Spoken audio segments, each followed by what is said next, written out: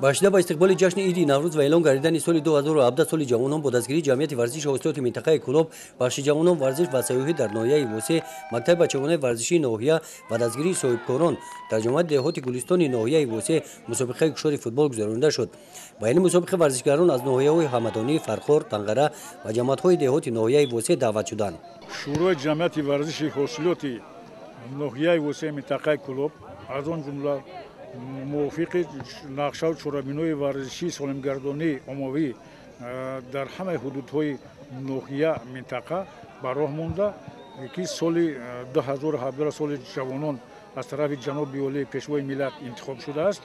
ما دستگیری نموده این چرابین‌های ورزشی را گذرانده شدیم. از آن جمله در ناحیه وسه در دهه قربان شهید جماعت گلستان اوید به نمود فوتبال چرابینی دوام دارد که در این چرابینی زیاده از 200 نفر ورزشگر اشتراک می نمایند که زیاده از 18 دسته ناحیه منطقه هم اشتراک دارند.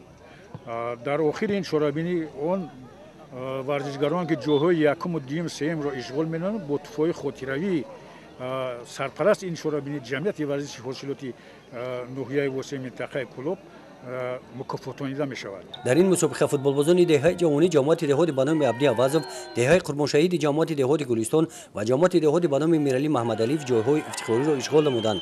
چهاربینی نشان داد که در جماعت‌های دهات ناحیه وسه توجه نوسان جوانان با بازی فوتبال زیاد می‌گردد.